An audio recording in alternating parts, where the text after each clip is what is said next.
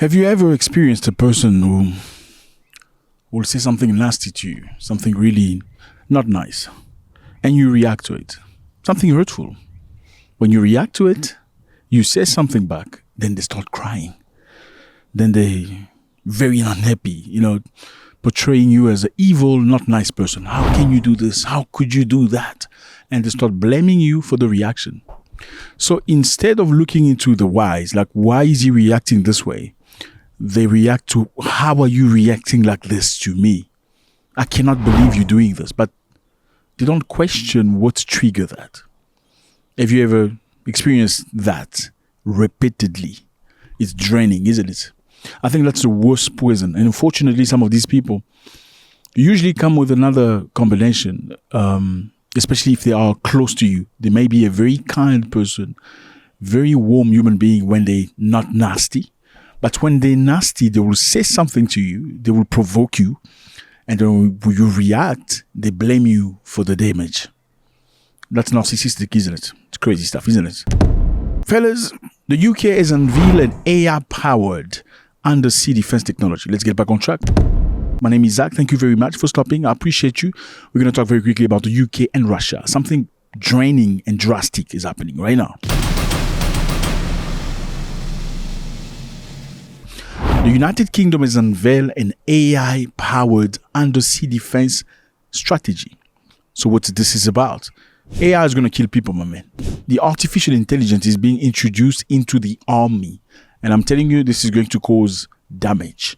Big one. So what's happening right now? The UK has unveiled a new AI-powered undersea defense technology called Atlantic Bastion. Why are they doing this? They're doing this for Russia. What else have they done? The UK Secretary of Defense, John Haley, and Norwegian Defense Minister, Thor Storr, signed the Lunar House Agreement. So the UK and Norway have signed an agreement against Russia. Sea, and I called out a few weeks ago the Russian spy ship Yantar in and out British waters. We know what they were doing. We tracked it every mile of the way.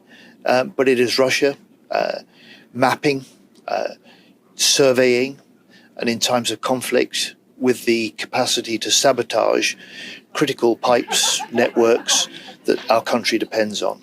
And if we want to keep ahead of our adversaries, if we want to give our British Navy, with allies like the Norwegians, the edge on the battlefield, the edge on deterrence, then we have to combine the new technology that we saw today to be able to track, to be able to find, and if necessary, to be able to respond to the threats that we may face in the future.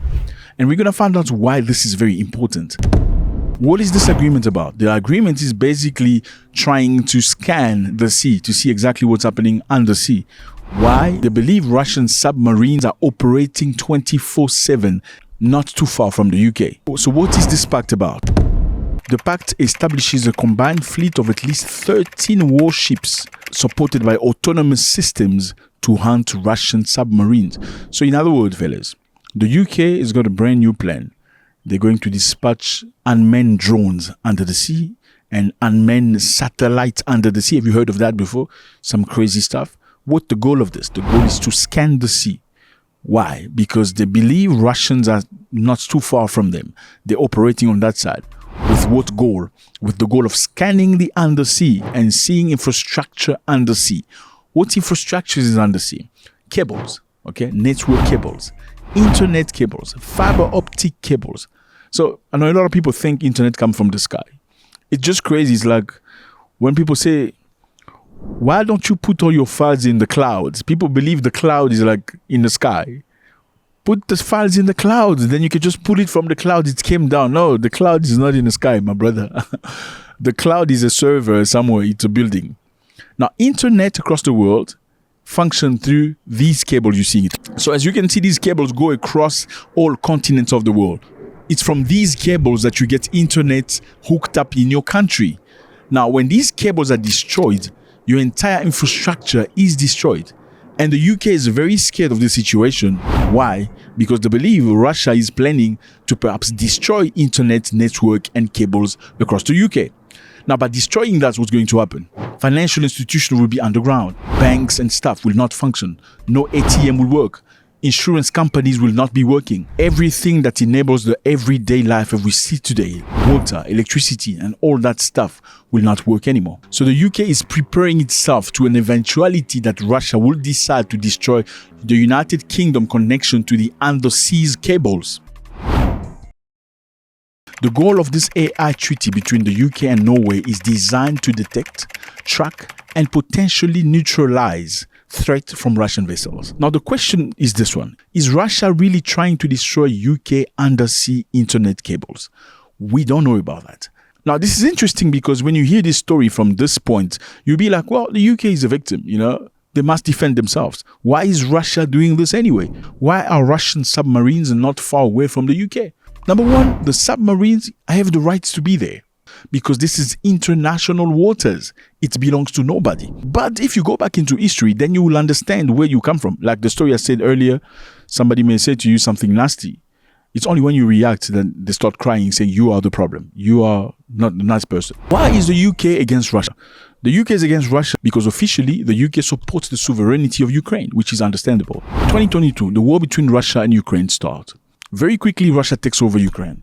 And very quickly, Ukraine and Russia reach an agreement, which was facilitated by Turkey. Yes, many people don't know this. A Russian delegation and a Ukrainian delegation sat down in Turkey trying to find an agreement to end the war, right at the beginning. A few days later, Boris Johnson flew all the way to Ukraine to have a discussion with the Ukrainian president, pledging support, finances, and military equipment. That is when Ukraine changed its stance, refused to proceed in a way they had agreed in Turkey. So, we may say here that Boris Johnson was the reason why Ukraine decided to continue fighting against Russia, because he had pledged to offer them support, military, financial, and moral. Their belief was very simple. If all European countries came together economically, financially against Russia, they can asphyxiate Vladimir Putin's country and get him to negotiate. But that clearly didn't work because after all the sanctions they've applied against Russia, like he had never been to any country in existence, Russia still stood ground. More support for Ukraine to make sure Ukraine is in the strongest possible position, both now and in further negotiations. Second, complete clarity that now is not the time for lifting of sanctions. Quite the contrary, what we discussed is how we can increase sanctions to support the US initiative to bring Russia to the table through further pressure from this group of countries. No lifting of any kind of sanctions until Russia will stop this war. Fast forward 2025, Donald Trump is trying very hard to end the war between Russia and Ukraine. Since the UK believed that the sovereignty of Ukraine should be respected, this is one of the moves the UK should upload. However, after Trump drafting a potential agreement with 28 points between Russia and Ukraine, the UK was the first country to say they do not agree with the agreement of Trump toward finding peace in Ukraine. You ask yourself a question. You said you want to see peace in the world and respect for other people's country. But you're the one, when they were just about to find an agreement, that came and pledged financial support, weapons, and many other things. Do you really want peace, or you actually have other interests that you need supported before peace can come back to the country? Is it really about the Ukrainian that you're fighting for, or are you actually fighting for your own interest? Is the UK really pledging for Ukraine existence, or maybe something in Ukraine the UK is fighting for? Now let's take into consideration that a couple of days ago, Vladimir Putin said, if Europe wants war, Russia is ready. We are not planning to fight Europe. I have said this 100 times. But if Europe suddenly decides to wage war against us and starts it, we are ready right now. There can be no doubt about that. What does that imply? It implies that he understands that Donald Trump doesn't want war. It's Europeans that's pushing Ukraine to continue the war. Therefore, Europeans, for the personal interest, actually want this war. Now, does this make sense? It could make sense if you look back in time when Boris Johnson went to Ukraine to meet Zelensky after Zelensky's team had a meeting with Putin's team in finding peace. That's a peace that they had destroyed already from the get-go. Can they pretend today that they're trying to protect everybody against Russia? Why is the UK against Russia? UK officials argued that if Russia succeeded in Ukraine, it could embolden Moscow to threaten other European states, including NATO members. This will directly endanger Britain's security.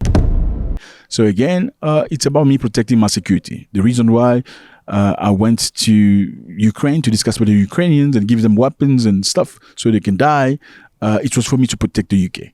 And the reason why we killed that process of finding peace was to protect the UK. And again, now we have to find a deal with Norway to protect our lands, to protect our seas, to have AI systems to scan the sea. We just want to protect ourselves. Let me know how you feel about this. It was a great pleasure. On another note, notice everybody right now jumping onto AI to try to make it not only instructive or educative, they're also including AI in the military. Where is Africa in all of this conversation? Are African nations interested to develop AI for their agriculture and military? Or are they just going to sit there expecting one of the big major countries supply them with equipment that's already finished? God bless.